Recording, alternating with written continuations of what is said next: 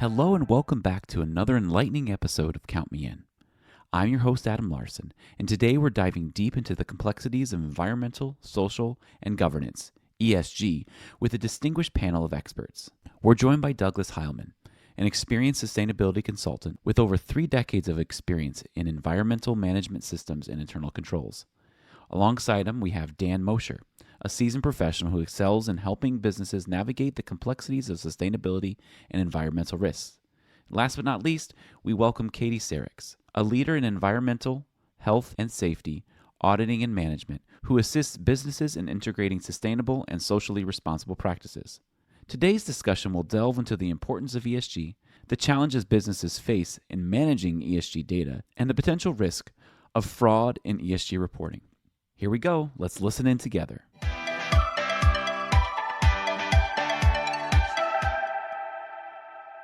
And one of the things that we might kick off is to just with a very basic question of what is ESG?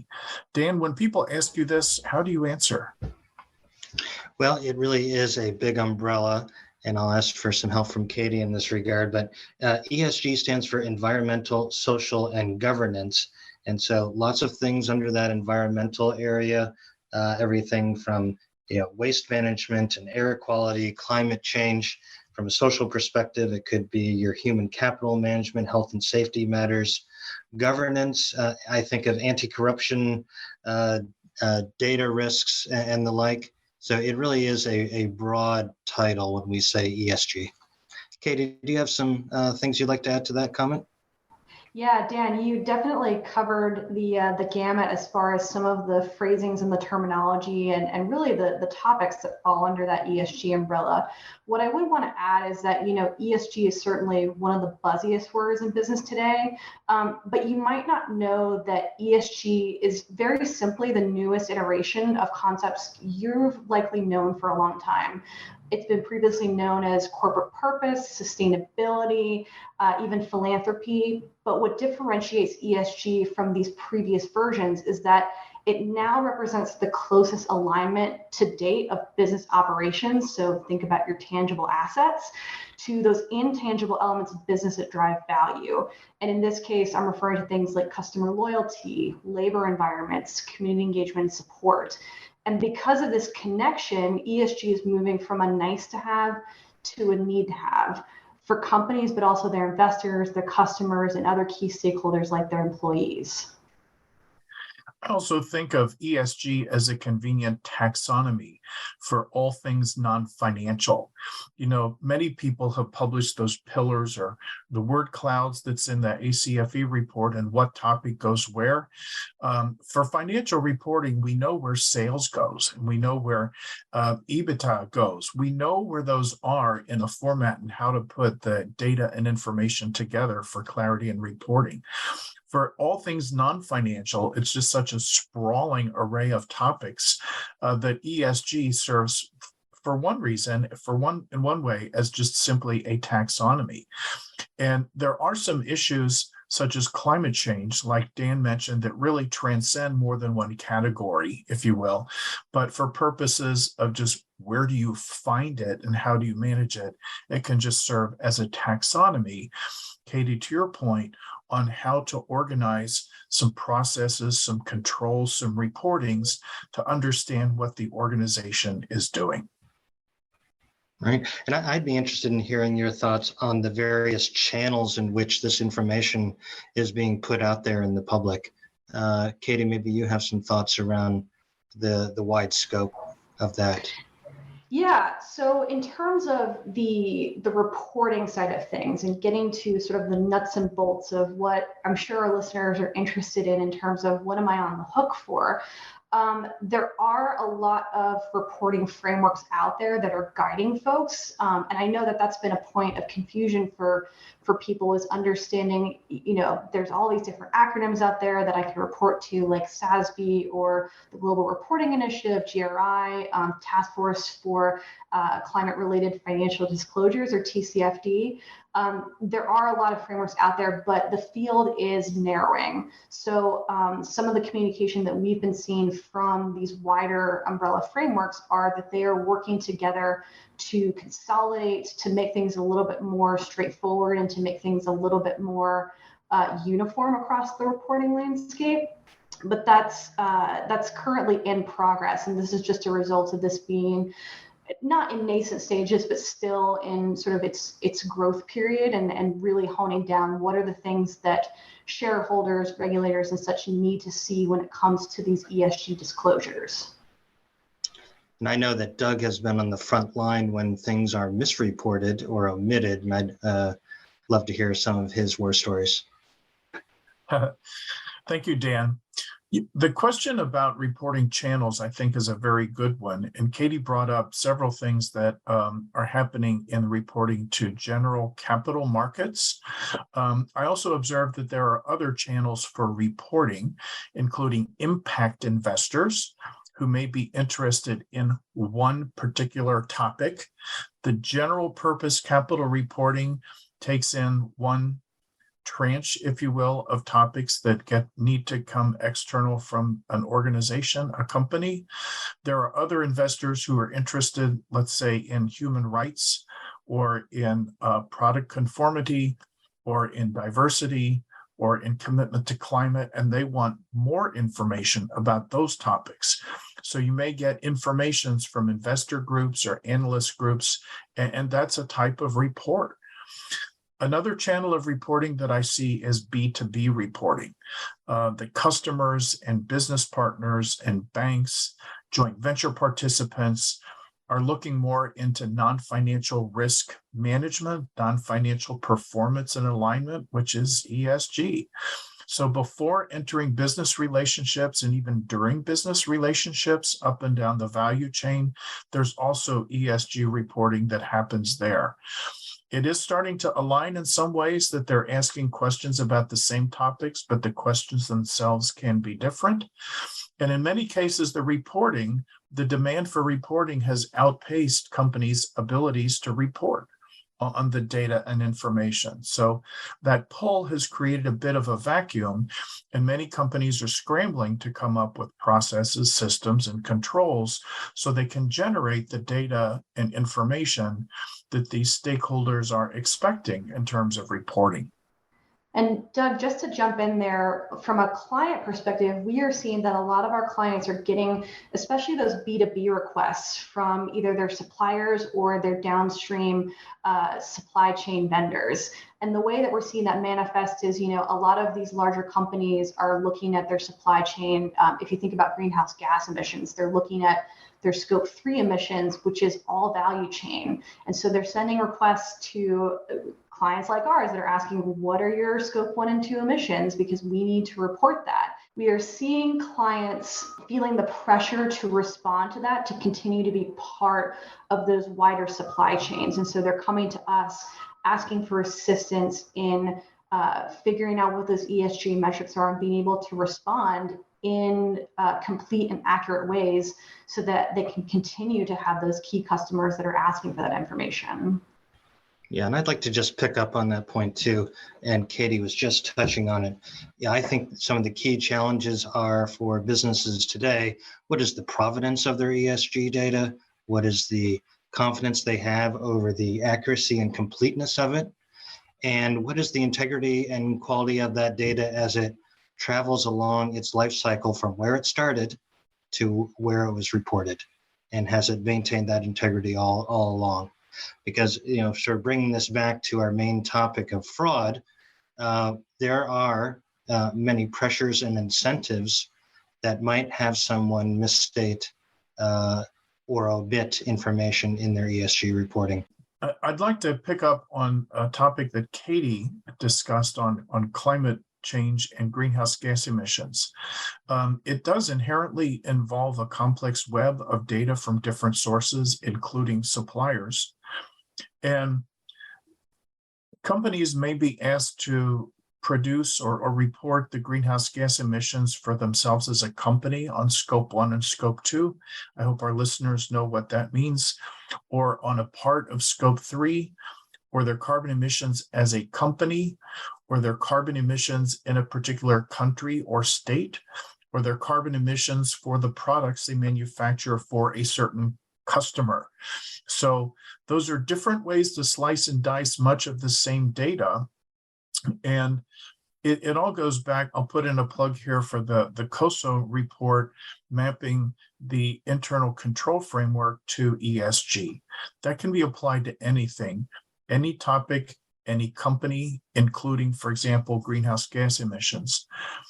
In terms of fraud, there can be a difference between just sloppy or just unavailability of data and willful reporting of incorrect or misleading data, for example, to get preferred treatment at a customer or to get preferred inclusion in an ESG index fund or to get a reduction on interest rate from a line of credit from a financial institution that's looking for green investments. So I think we're still seeing an increase in awareness of the fact where, well, we can just report this because nobody cares, or, well, it's not regulatory, so we'll just kind of let it go. And willful deceit in order to get a benefit at the expense of other competitors in these areas, which I think goes into the fraud bucket that ACFE and Grant Thornton touched upon in that report. Yeah, thank you, Doug. Yeah, the report that Doug's referring to is a joint publication of the Association of Certified Fraud Examiners and Grant Thornton called Managing Fraud Risks in an Evolving ESG Environment. You can get it from our website and from the ACFE. And within that, we did develop an ESG fraud taxonomy. It encompasses both some of the traditional areas of fraud that have always been there: corruption, asset misappropriation, and financial statement fraud. And there are certainly ways in which ESG fraud manifests itself under each of those headings. To that traditional fraud tree, we have added an additional area of non-financial reporting fraud, which Doug was alluding to. And the sorts of things that might happen under there could be, false labeling or advertising. Think of things like, declarations of saying that it's dolphin-free tuna. That has certainly been an area of litigation in the past. Thinking about false disclosures or representations, and that might be along the B2B relationships where you are omitting information or misstating information to a company that you are a supplier to. Lots of ways that things can be contorted, misrepresented, misstated, omitted, and if it is done intentionally, then we're going to consider it fraud.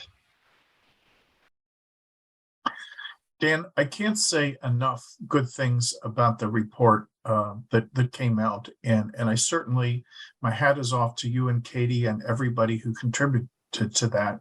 I know that was a massive effort. What I think is so elegant about that report is that many of our listeners struggle with how to get their arms around ESG, this sprawling issue. It's so new, it's so different. The report begins with a construct that's familiar to everybody who deals with fraud, that famous ACFE fraud tree. And the report adds a leaf, if you will, if you look at that tree at the bottom row, that provides an ESG example for the fraud tree as everybody knows it. And then it was very elegant how you added that branch, if you will, for the ESG, the non-financial reporting, with 9 different twigs to describe a taxonomy there, and then the leaves with the examples. It was really, really well done. So anybody familiar with fraud and the fraud tree, anybody who has been involved in developing procedures to prevent fraud or to detect fraud on the audit side, you can just use that reference document and get pretty close to how you think about ESG fraud to prevent it and detect it. Another thing I would observe that the human rights, no product was made with child labor. Non-financial reporting and compliance exists in a lot of places out there, and it can be possible can be easy for stakeholders to compare information that arises from different reporting channels for consistency. For example, Dan mentioned one of the claims could be none of our products use forced labor. In the US, there's a law called the Uyghur Forced Labor Prevention Act that has the rebuttable presumption that products made from a certain area in China, if you cannot prove that those products were made absent forced labor, the assumption is that they were made with forced labor. And the Customs and Border Protection is seizing products at the docks before they come into the country and waiting on companies to provide evidence that the products are forced labor free. So if you have claims on your website or on products or in contract documents that they're forced labor free, and the Customs and Border Protection is reporting that your goods are being held and not allowed into the country, there's an inconsistency there that can be embarrassing at a minimum to companies, and it could cost the company sales, customers, and reputational damage if it turns out that those claims cannot be supported. Yeah, so just picking up on what Doug was talking with the Uyghur Forced Labor Prevention Act, that this is a big stick for the government. If they have a presumption of guilt, so to say, that if they suspect that a good has any raw material or input within it, because it is within in whole or in part of your good that's being imported, is suspected of having forced labor in it. And that means every tier of your supply chain down to the raw material or seed, if it's an agricultural product, if there is a suspicion that it is tainted by forced labor, it will not be allowed into the country unless you can prove otherwise. And I think it's going to become increasingly challenging for companies to know their supply chain inside and out. And from a fraud perspective, whether any part of that supply chain is deceiving the rest of the supply chain on whether or not it's tainted by forced labor. I was just reading over the holidays. There is a tremendous report that came out from Sheffield Hallam University in the UK around the various risks in the auto industry for being tainted by forced labor in the production of raw materials. It's a really a very difficult area, and it is something that our clients are coming to us for asking for help around. Catie, do you have some other thoughts around the regulatory environment in which this is probably just one small piece? Yeah, Dan and Doug, you both brought up a great point of there are current existing regulations that apply to certain areas of ESG, but what we're seeing is a global movement towards more overarching regulations across different jurisdictions. So, for instance, last year, the European Union approved the Corporate Sustainability Reporting Directive regulation, also called CSRD, and that sets reporting standards for entities that meet certain EU reporting thresholds. In the UK, there's BAIS, which is focused on climate-related disclosures for entities that operate in the UK. And then, of course, for our US listeners, I'm sure you all have heard about the coming SEC final rule when it comes to climate disclosures. We anticipate that being finalized as early as April of this year. But all that to say that the regulatory environment itself, from an ESG perspective, there is a growing recognition that there needs to be standards that companies adhere to so that there is comparability across the landscape when it comes to ESG data, because it is hard for whoever is looking at this data to discern what certain data points may mean because they may be defined differently. So these standards are helping to create an environment that is more accountable and more comparable, which hopefully will help clarify some things and clarify the way that you go about reporting. That said, even though some of those regulations are very early stage, or haven't been released yet, there are already consequences for misreporting. So we saw last year, or in the past couple of years, that Goldman Sachs was fined $4 million and BNY Mellon was fined $1.5 million for what were considered material misstatements. And in the future, we see that more frequent consequences could be around the corner, but I can't speak to what that looks like just yet. Dan, do you have any experience, or Doug, in terms of any additional consequences that you're seeing for misreporting of ESG data? Yes. Well, okay. So for me, as you said, there are consequences from a misstating publicly the information.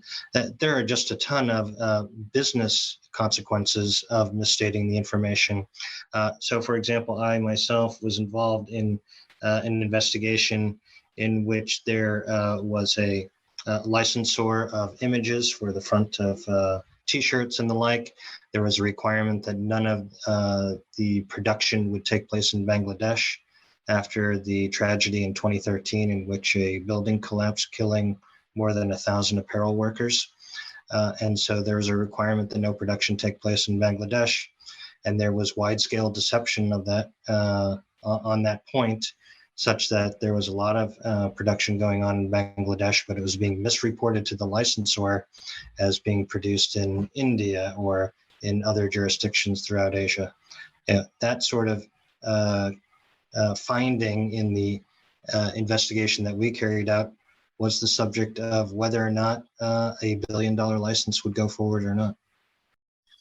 I can see several potential risks or consequences for misreporting or misleading content and reporting, and they vary according to the reporting channel. For example, there is ESG content in financial statements, in income statements and balance sheets. There are reserve estimates for contingent environmental liabilities. Something that's a little newer is asset values for emission reduction credits or expected costs in the future for emission reduction credits, if that's part of a company's strategy for reducing greenhouse gas emissions. Those have a vintage, and the value depends on the vintage. If those are knowingly misstated, you're subject to all the things that come with that in financial reporting, disclosure controls and procedures and the like. For misrepresentation and misreporting in the Form 10K, the analysts and the investors are using this to make investment decisions. There are shareholders who are quite happy to file proxy filings or to file suit by claiming to be misled for the content in there. Some of those are starting to see the light of day or to get quietly settled. There was an instance of a major European bank, an employee blowing a whistle publicly saying that their screening process for companies to include in an ESG index fund was just not very good, or maybe a sham. So there's the reputational damage that can be a hit to a company. And the market cap for many companies, the reputation, the intangible value exceeds the value of PP&E, plant, property, and equipment. So intangible value and brand value is something to watch out for too. And that can take a hit with misrepresentation or loss of reputation in ESG and non-financial matters. And Doug, just to piggyback on that point, there's the financial disclosure side of that, but there's also, as we talked about, the intangible side of that. So customers are increasingly wanting to purchase sustainably made goods and engage with companies that align with their own personal moral values and beliefs. And so when they learn that whether it's a good that's claiming to be sustainably made is actually unsustainable, you could lose members of your customer base. At times it inspires boycotts and protests. And especially in the age of digital media, just imagine someone telling their community about their experience and that going on Twitter or TikTok or something of that nature. Those are some of the risks that we're seeing from not a regulatory penalty approach, but also there are consequences when it comes to your customer base, the value of your brand and your brand reputation. We've discussed a lot of different data, a lot of different stakeholders, a lot of different needs. So how do companies manage this kind of reporting, when everybody wants something different, there are different ways to slice and dice. How does a company get their arms around this and make sure that it's right? Yeah, that's a great question, Doug. So as I said before, there are a lot of different frameworks out there, but they are working to consolidate the frameworks and to consolidate the data expectations of those frameworks. From what I'm seeing, it appears that SASB, GRI, and TCFD, all of which I previously mentioned, are emerging as sort of the big three of ESG data disclosure frameworks. And I think it's important that our listeners understand that while these frameworks are not required for disclosure, they can help guide your reporting. And ultimately, they can help your company be more aware of any potential fraud risks and avoid being susceptible to associated fraud with those activities and reporting. And, of course, the frameworks themselves are not mandatory for disclosure. They are, as I said, guidelines. And we talked previously about the different regulations that are emerging. I think the thing that's important to know here is that some of these frameworks are being utilized to inform those regulations. So we know that the SEC climate disclosure draws heavily from TCFD reporting framework. And so some of our clients are asking us to conduct TCFD reporting gap analysis to help them prepare for those upcoming SEC required disclosures. We have clients who are asking us to do assurance readiness services because they know that they will fall in that year one reporting group, the large accelerated filers for the SEC. And so having us kind of test their existing processes, internal controls, things of that nature, and validate that their data is complete and accurate is something that they're doing to prepare for the upcoming regulatory framework. So I think the way to think about those frameworks is that it's a helpful way for you to organize your disclosures in anticipation of future reporting requirements. Dan, do you have any thoughts, from the fraud risk perspective of how those frameworks can usually help you in terms of guarding against any potential misreporting or intentional or unintentional? Yeah, so when I think about this, I usually do go back to the ACFE's fraud triangle, thinking about incentives and pressures, the opportunities for fraud, and the rationalizations one might apply to committing those frauds. So when I think about reporting, what is the role of that report? Is it going to a regulator? Is it going into a corporate social responsibility or marketing sort of publication? All of those bear different kinds of risks. So I think in terms of on this reporting topic that people should be and companies should be thinking about taking an inventory of all the ways in which that ESG information is going out to the public across those different channels, and ensuring that as they're building up their capabilities and infrastructure to maintain good data quality, that it is also ensuring consistency across all of those reporting channels. What I anticipate, and I think we're starting to see it, is that there will be cases where the same sort of information is reported in one channel, but is inconsistent with how it was reported in another channel, and that will be held against the company. You should not be finding yourself saying one thing to the government and something else in a publication. Dan, I absolutely agree with that. I would say to this question, it comes back to a familiar trilogy that we hear as the answer to so many questions, and that is people, process, and technology. And I'll start at the end and work my way back. There are many vendors offering technology fixes and even companies in-house building technology fixes to gather and report data. But the data and the information is only as good as the process it took to come up with the data. You can automate the wrong process and just get the wrong answer faster. So you back up to the process and say, well, since this non-financial information originates in so many parts of the company, and even from other companies, suppliers, customers, business partners, and the like, what is the process to get that? There are also challenges I see on reporting periods. Governments like EPA may have an annual reporting process. There are companies with a non-calendar fiscal year who need to report some of this on a fiscal year basis. So where are the reporting periods? What is the process to collect information and report to a state agency, to a stakeholder, to a customer? So those processes need to be nailed down. And that's where that wonderful COSO internal controls framework comes in. Just follow that and apply it as it's appropriate. And because that data and information comes from so many different sources, I encourage people to have the right people involved. If companies establish a cross-functional team and get folks from all the places who provide this information, real estate, operations, safety, procurement, R&D, if they understand their roles and responsibilities in collecting this information to enable the kind of reporting that Catie has mentioned and others, then that goes a long way to making the process more effective and more efficient.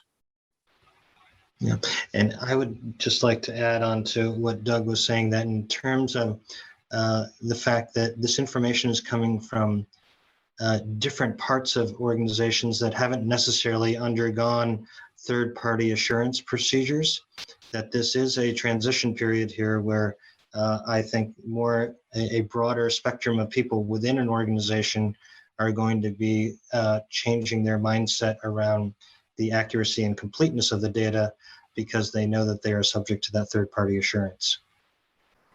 And Doug, you had mentioned, I think very rightly, that having the right team in place is critical to being able to have the right processes and technology also in place to ensure that your reporting is complete and accurate. And we're seeing on the client side that a lot of our clients don't necessarily have the resources in place to start to organize that. So I wanted to ask, in your opinion, and Dan, feel free to jump in, how important is it to not just, assign one person to do all of your ESG reporting, but how important is it to have that sort of cross-functional team approach to these non-financial disclosures? I think it is absolutely essential. One structure that I see work a lot is to have a steering committee to set strategy and to be plugged into those reporting frameworks that you've mentioned, Catie, and some of the customer demands and organizational strategy and where things are going, and a more tactical working group that's closer to operations and the systems and controls to really modify those systems and controls and talk to each other. A couple of things I've seen work really well. I've seen those committees be assembled and people show up and they don't know why they're in the room. And it really helps to have a coach or an external resource to help facilitate all that, to make sure that people are talking the right language and not talking past each other. So you get everybody on the same page to take actions in ways that are aligned with the company objectives. That helps a lot. A couple of functions that I don't see on those teams, but I think should be there a lot more than they are IT for sure. And many of our listeners are from accounting. I would say accounting, I don't see on those cross-functional teams as much as I think they should be. Much of what is required for the sustainability reporting, it comes from accounting. Get utility bills from accounting, get a list of assets from accounting, get a list of our 10 largest customers from accounting. Accounting has the master key to a lot of this information, but the information that's in company systems, in my experience, was not designed for the way the information needs to be reclaimed and used now.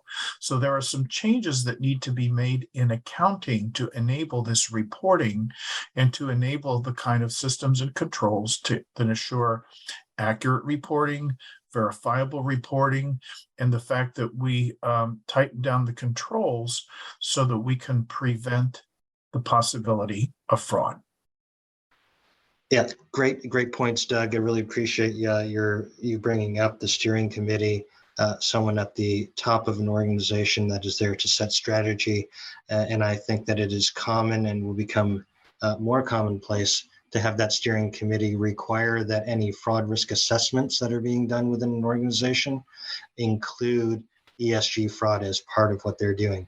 And in conducting a fraud risk assessment, that is sort of a stress test that's looking for ways in which various kinds of scenarios, such as the scenarios we brought up in our report with the ACFE, of ways in which ESG fraud could be committed, and then looking at whether the controls in place within the organization are sufficient to prevent and detect those occurrences. Yeah, so Doug, I know that you've been contributing to an exciting report that's been recently released from the IMA. Could you give us a few highlights in that regard? Sure, I'd be happy to. I was one of the primary authors of this document, the only non-CPA on the team. I provided the ESG specialist input for this very important report. It's a COSO report, and IMA is, of course, a member of COSO, and their leadership had a terrific role in pulling this together. And it will resemble a lot kind of the report you had major involvement with from the ACFE on fraud, ESG fraud, in that it begins with a framework that everybody knows and is very familiar with, the COSO internal controls framework, and there's something old and something new. There's a summary of some of the key points of the COSO internal controls framework, the components and the points of focus. And on each of the components, there's some information demonstrating how the internal controls framework can be applied to ESG. So that in terms of non-financial management of information and of reporting and of communications and of control environment, it can be applied, and it's points you in the right direction on how it can be adopted to improve the effectiveness and the efficiency of company organization, management, and reporting. I encourage everyone to read it and use it.